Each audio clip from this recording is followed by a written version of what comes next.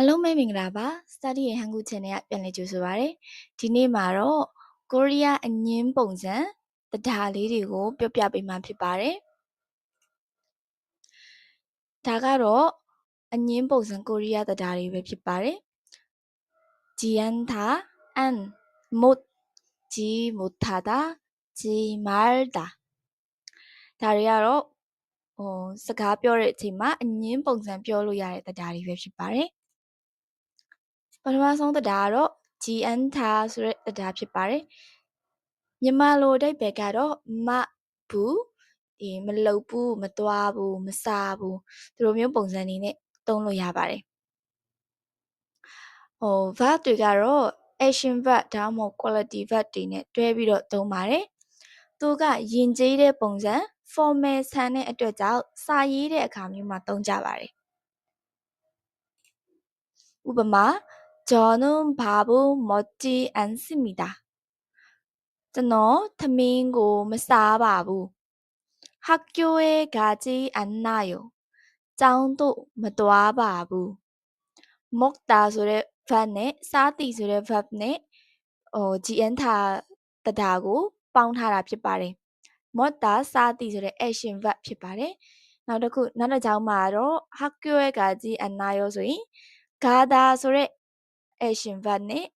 GN ထာကိုပေါင်းထားတာဖြစ်ပါတယ်ဒီဘက်မှာဆိုရင်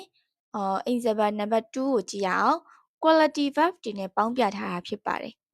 오늘은 춥지 않습니다. ဒီနေ့ကတော့မအေးပါဘူးအဲ့တော့အေးသည်ဆိုတဲ့ quality verb နဲ့ GN ထာကိုပေါင်းထားပါတယ်이 옷이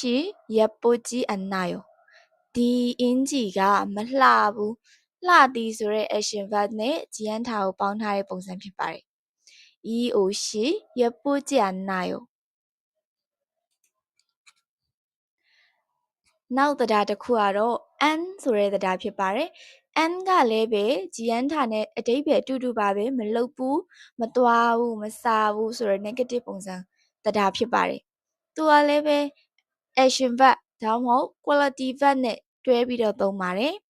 ဒါပေမဲ့ GN ထာနဲ့တော့ဒီအဓိပ္ပာယ်တူပေမဲ့ an ကတော့ပို့ပြီးတော့casual ဆန်နေပေါ့နော်အဲ့ဒါကြောင့်မို့လို့စကားပြောတဲ့အခါမျိုးမှာသုံးပါတယ် GN ထာတုံးကတော့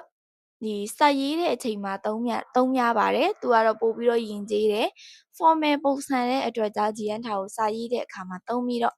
an ကိုတော့စကားပြောတဲ့အခါမှာသုံးပါတယ်နောက်ဆိုရင်ဥပမာနဲ့တွဲကြည့်အောင်저는 밥을 안 먹어요ကျွန်တော်ကထမင်းကိုမစားဘူး an 먹어요 먹다ဆိုတဲ့ action verb နဲ့ an ကိုပေါင်းထားပါတယ်학교에 안 가요 학교에 안 가요ကျောင်းကိုမသွားဘူး 안 가요ဒီဘက်မှာကတော့ quality verb တွေနဲ့ပေါင်းပြထားတာဖြစ်ပါတယ် 오늘은 안 추워요 ဒီနေ့တော့မအေးဘူး 이 옷이 안 예뻐요 ဒီအင်ဂျီကမလှဘူးအဲ့တော့ခုနက GN ထာနဲ့ an နဲ့ကဘာကွာလဲဆိုတော့ဒီ GN ထာကတော့စာရေးတဲ့ချိန်မှာသုံးတယ် an ကတော့စကားပြောတဲ့အချိန်မှာသုံးပါတယ်ပြီးလို့ရှိရင် GN ထာကတော့ GN ထာရဲ့အရှိမ action verb quality verb တွေကိုထည့်ပေးတယ်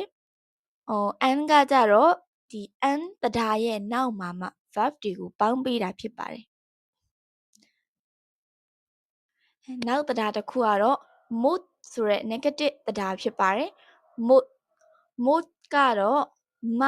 နိုင်ဘူးဆိုတဲ့အဓိပ္ပာယ်ဖြစ်ပါတယ်မလုံနိုင်ဘူးမသွားနိုင်ဘူးမစားနိုင်ဘူးဆိုတဲ့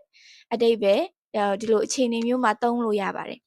သူကတော့ action verb နဲ့ပဲတွဲသုံးပါတယ်စကားပြောတဲ့အချိန်မှာအသုံးများပါတယ် casual ဆန်တဲ့အတွက်ကြောင့်စကားပြောတဲ့အခါမှာပဲသုံးပါတယ်저는 매운 음식이 못 먹어요. ကျွန်တော်ကစက်တဲ့အစားအသောက်တွေကိုမစားနိုင်ဘူး။ဒါက mood ရဲ့သဘောတဘာဝကတော့ဒီတမင်တကာမလုပ်တာတမင်တကာမစားတာမျိုးမဟုတ်ဘဲနဲ့မစားနိုင်တာပေါ့နော်။မစားနိုင်ဘူးမသွားနိုင်ဘူးဆိုတဲ့အခြေအနေမျိုးမှာသုံးပါတယ် 오늘 학교에 못 가요. 디니 짱고 맞도아나이무. 오늘은 학교에 못 가요. တမင်တကာမသွားတာမျိုးမဟုတ်ဘဲနဲ့နေမကောင်းလို့မသွားနိုင်တာမျိုးအဲ့လိုမျိုးအခြေအနေမျိုးမှာ mot ကိုသုံးပါတယ် နောက်တစ်ခုကတော့ ji 못하다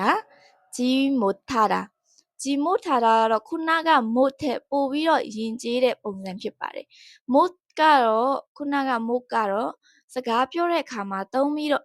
ji 못하다ကတော့စာရေးတဲ့အခါမှာသုံးပါတယ် ထုံးစံတိုင်းပဲသူကလည်း action verb နဲ့တွဲပြီးတော့သုံးပါတယ် 어제 잠을 자지 못해요. 머니가အိပ်မပျော်ဘူး အိပ်လို့မရခဲ့ဘူး 어제 잠을 자지 못해요. 한국어로 잘하지 못해요. 한국어로 잘하지 못해요.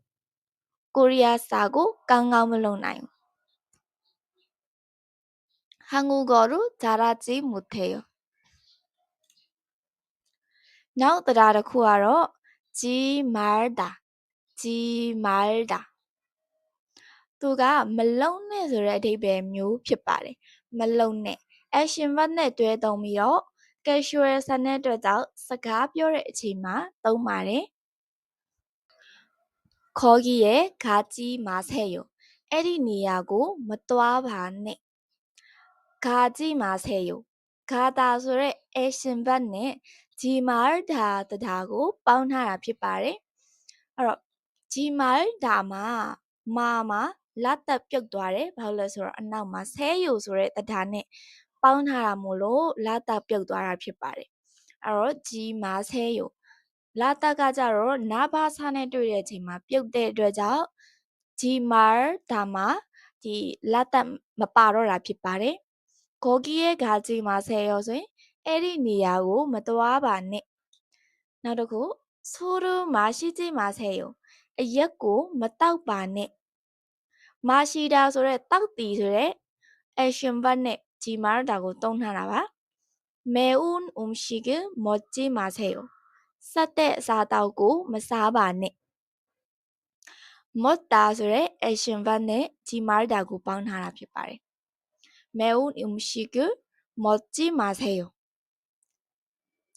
ဒါဆိုရင်ဒီအငင်းပုံစံတဒါလေးတွေကိုနားလည်မယ်လို့ထင်ပါတယ် အားလုံးပဲအဆုံးထိကြည့်ပေးလို့ကျေးဇူးများတင်ပါတယ်ရှင်